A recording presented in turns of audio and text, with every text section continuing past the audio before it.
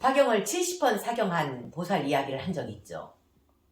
왜 70번 사경하냐 물어보니까 10번만 해도 어머니가 천도된다는 그 이야기를 듣고 10년 동안 70번을 사경했대요.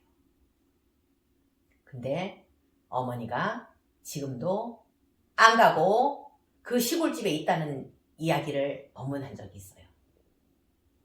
이 보살 뒷이야기를 하겠어요. 이 보살님이 얼마 전에 메시지를 보내왔어요. 자기 사연을 법고양해달라고. 법화경 70번 사경했는데 어머니가 지금도 안 가고 시골집에 있다는 이야기를 듣고 시골집 모양까지 다 얘기했거든요. 마당에 어느 부분에 있는 것까지 얘기했어요. 충격이었죠, 이 보살님은. 10년 전에 어머님이 돌아가셨는데 천도제 하면서 지금도 거기에 있다는 이야기를 듣고 아버지하고 2시간을 통화를 했어요. 아버지, 오늘 천도제를 했는데 어머니가 지금도 안 가고 그 집에 있다 하더라. 아버지 사는 시골집에. 아버지가 매일 개고기 먹고 그리고 지금도 마당에 키우던 개 잡아먹고 그 업 때문에 어머니가 요리했을 거 아니에요. 그래서 못 갔다 하더라. 아버지 지금부터 개고기 드시지 마세요 해서 처음으로 아버지하고 2시간을 이야기했대. 아버지가 그러겠다 하더래요.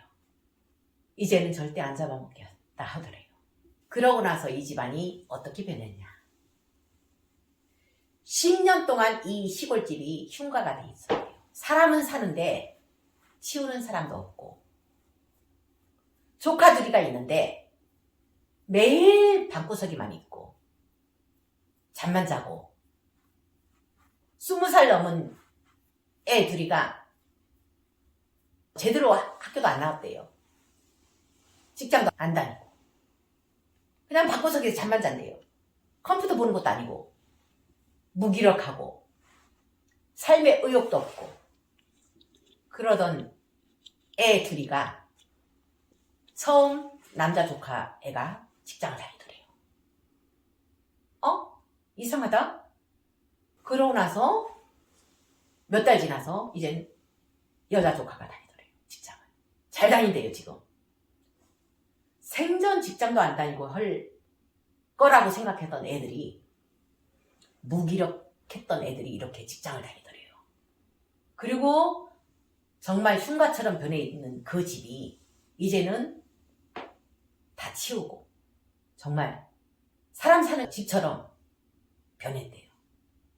천도제 하고 나서 어머니가 해탈되고 나서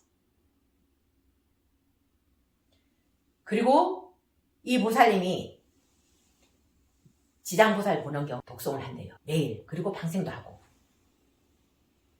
이제는 입으로 나불나불만 하는 게 아니고 실천하는 그런 불자가 되겠다고 다짐을 해요. 8살짜리 아들이 있는데요. 이 아들한테 관세음보살 봉품을 시켰대요. 사경하게. 꼬마애가 20번 사경했대요. 얼마 전에 이 아들이 꿈 얘기를 하더래요. 엄마 이런 꿈 꿨어. 이 아들이 매일 무섭다고 엄마한테 무서워 했던 아들이 꿈 얘기를 하는데 꿈속에 비구니 스님이 나타나더니만 무서워하지 마. 내가 너를 지켜줄게. 너는 불자잖아. 이러면서 무서워하지 말라고 당신이 지켜주겠다고 하면서 애가 그대로 그 얘기를 하더래요. 그 비구니 스님 누구겠어요? 관세음보살이죠. 스님 모습으로 나타나서 지켜준다고. 그때부터 무서움이 사라졌대. 지금도 아들하고 이 보살님하고 열심히 경전 사경하고 독송하고 방생 열심히 한대요. 제가 이 이야기를 꺼낸 게 이분은 법화경 70번 하다가 이제 지장보살 보는 경우로 갔잖아요. 저 경주보살님도 법화경 22번 사경하고 이제는 지장보살을 보는 경우로 왔어요. 사경 몇 번 했어요? 100 몇십 번 했죠? 120번 하고 있습니다. 120번 사경하고 있어요. 다시 돌아왔어요. 기초부터 하겠다. 기본부터 하겠다. 어느 보살님이 이걸 꼭 해달라고 해서 제가 지장보살 보는 경 이야기를 꺼낸 거예요. 어느 절의 보살님이 공양절이 있는데 지장보살 보는 경 한다는 이야기를 듣고 펄쩍 뛰더래요. 귀신 부르는 거라고. 지장보살 보는 경은 귀신 부르는 경전이라고 하지 못하게 한대요. 노보살님들이 이런 얘기를 하는 사람들이 있어요. 몰라요. 지장보살님 보는경이 뭔지를 몰라요. 이 지장보살 보는경은 부처님께서 도리천에서 어머니 마야 부인을 위해서 설한 거예요. 효의 근본이에요. 어머니께 효도하기 위해서 이 경을 설한 거예요. 인과가 들어있고 지장보살이 얼마나 효도를 했는지 전생에 이게 나오잖아요. 지장보살 보는 경에. 근데 인과도 모르고 그리고 효도 모르고 어떻게 불자라고 할 수 있어요? 기본은 효하고 인과예요. 노보살님들이 특히 무당들이 이런 얘기를 많이 해요. 지장보살 보는 경은 귀신 부르는 경전이다. 귀신을 불러들인다. 말이 돼요?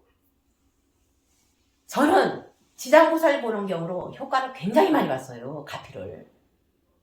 이 터에 있는 영가들의 해탈을 위해서 이 경을 읽습니다 해서, 그리고 고라니를 위해서 길거리에 터져 있는 고양이 죽은 사체를 치우고 나서 또 지장보살 보는 경을 읽어요. 3번을 읽어주자. 얘를 위해서. 그리고 저희 어머니가 해탈된 게 지장보살 보는 경이에요. 근데 어떻게 귀신 부르는 주문이라고요? 제발 무식한 말 안 했으면 좋겠어요. 노보살님들. 절에 오래 다니는 보살님들이 이래요. 저 어느 스님 법문 듣다가 다시는 안 들었어요. 아주 유명한 스님이에요. 그 스님이 뭐라고 얘기했냐. 지장보살 연불 하지 말래요.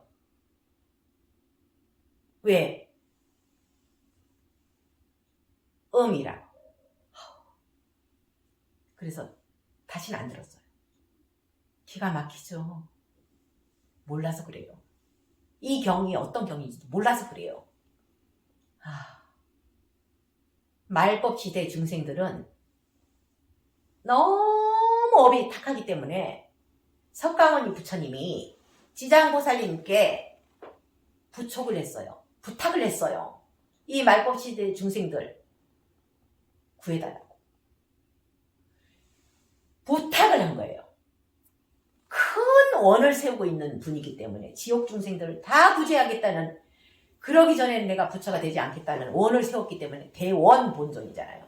그런 분에게, 큰 원을 세운 분에게 말법 시대의 중생들을 부탁한 거예요. 석가모니 부처님이, 지장보살이.